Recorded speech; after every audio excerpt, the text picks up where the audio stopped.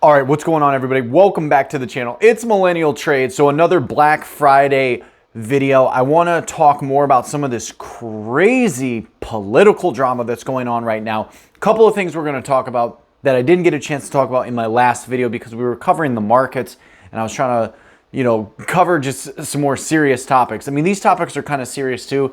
This is a little bit more politically oriented, though I'm going to try not to take a political stance here. We got crazy stories about Trump meeting up with Kanye West. What went down in this meeting? It took place in Mar-a-Lago. I think it was like last night, actually. Trump's putting out on Truth Social about it. Kanye has his version of the story. So I want to definitely talk about that. We also have Elon Musk, when asked about whether or not he'll allow Alex Jones back to Twitter, it was a hardline no. All right, and I want to discuss that a little bit as well. And then the most recent FTX update, which is that Sam Bankman-Fried is apparently invited to speak at the New York Times event. And though he'll be speaking from the Bahamas on a video call, this New York Times event that's held in New York City, a lot of people are upset because they're wondering, why isn't this guy in jail yet? So these are some of the things that we're going to be talking about in this video. I hope you guys had a fantastic Thanksgiving. I know I did. I really enjoyed spending time with family. I had a lot to be thankful for this year. And I think we should all be counting our blessings going into 2023. So let's go ahead and get into this situation with Trump and Kanye West. All right, Kanye West, obviously, there's been a huge fallout since some of his comments. You guys know, I think some of the things that this guy says, as crazy as it sounds, as Dave Chappelle says, right? These thoughts that Kanye expresses, they sound crazy, right, when you say them out loud. But a lot of people think this stuff in their head. So I think this is why we see all this support for Kanye West on social media, right? You look in the shorts, in the reels, a lot of people are clipping Kanye's comments. They're clipping his interviews, his most recent interviews on all these podcasting platforms. They're clipping his confrontations with paparazzi, right, when being confronted on his comments. So a lot of eyes are watching Kanye West. Well, apparently he went to Mar-a-Lago last night, and we don't know exactly why or how this dinner between Kanye and Trump, we don't know how it was planned. It looks like Kanye reached out to Trump. Trump says on Truth Social that Kanye West really wanted to visit Mar-a-Lago. I mean, I want to visit Mar-a-Lago. Trump, bring me to Mar-a-Lago. Give me the invite, and I will be at your next Mar-a-Lago rally. No, but seriously, when you look into the story further, this is coming from the Daily Beast. White nationalist Nick Fuentes dines with Kanye and Trump at Mar-a-Lago. All right, obviously that probably wasn't true. The meeting was between Trump and Kanye West. But apparently Nicholas Fuentes was at Mar-a-Lago yesterday. It's possible he saw Trump. It's possible he was in the same room with Trump and Kanye West, perhaps even at the same table, even though Trump was really dining with Kanye West. We really don't know the particulars of this whole situation, but I thought it was funny that good old Nicholas Fuentes shows back up in the mainstream media headlines, and he's at Mar-a-Lago, right?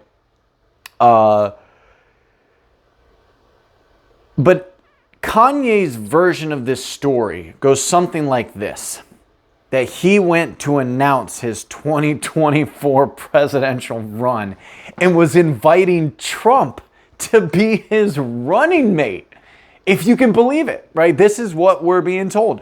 And Kanye West claims Trump started yelling at him, started shaming him, yelling at him, telling him he'll lose, he'll never win, and I guess dismissed him. So when this came out this morning, Trump on Truth Social basically put it out there that Kanye West really wanted to see Mar-a-Lago. He brought friends that I didn't know anything about. Were these friends Nicholas Fuentes and company? Who really knows? But Trump says he didn't know the friends and that the dinner was uneventful. and they were on their way soon after it took place. So very, very odd story, man. I'm trying to imagine this going down, like Kanye West. I guess he thinks maybe he could run for president, maybe as a Republican in his mind. Maybe he could. I mean, I don't want to totally write him off, right?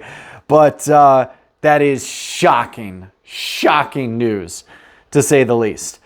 Also, we have Elon Musk, right? When it comes to, the fact that he took over Twitter, and a lot of people praise him and say that he's this fighter for free speech.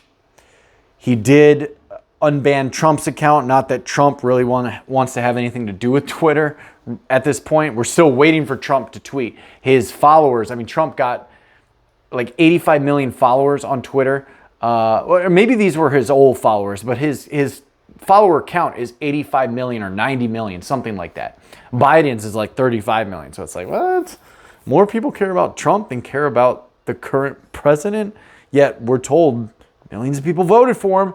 The electronic voting machine gods, I guess they really want us to believe that it went down the way they say it went down. But that's besides the point.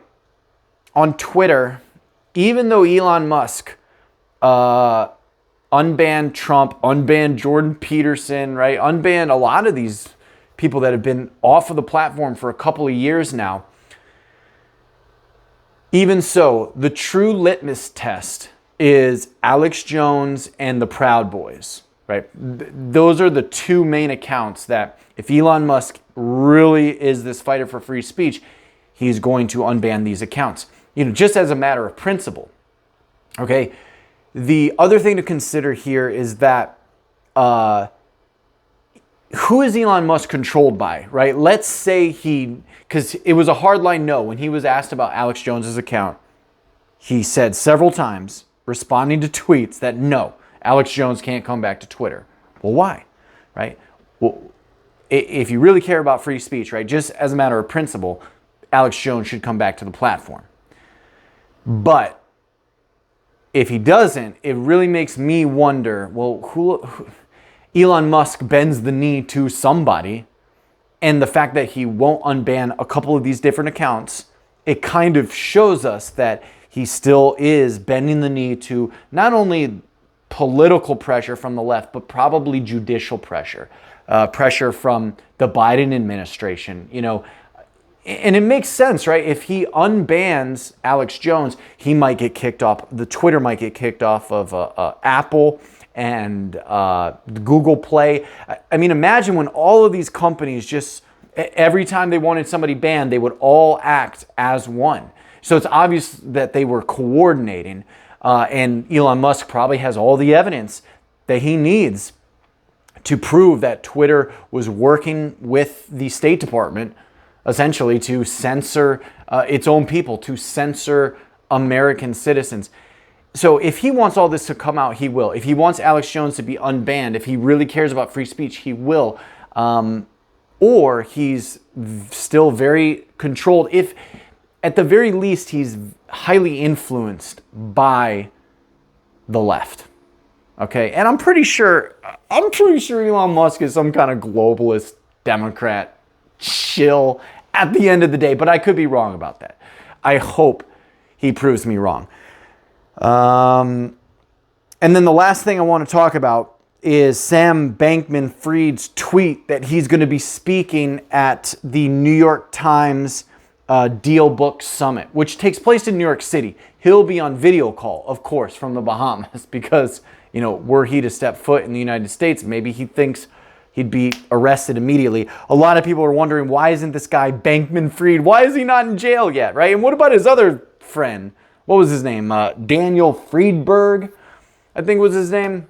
Why aren't these guys in jail yet? That's what a lot of people are wondering.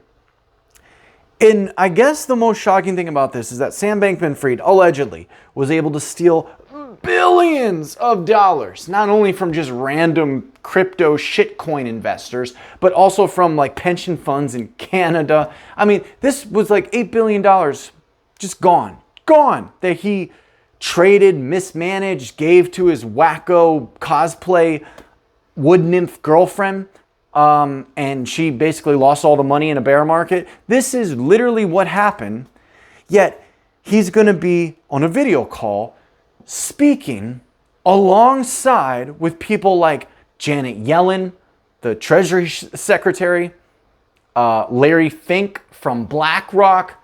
It's like, you really can't make this up. Of course, it would be Bankman-Fried, Fink, and Yellen all on stage trying to convince us that they're not screwing us over. So with that, I hope you guys enjoy the rest of your evening. Please do comment down below, give the video a like, and follow me on Instagram at Millennial Trades. And as always, until next time, I'll see you on the next video.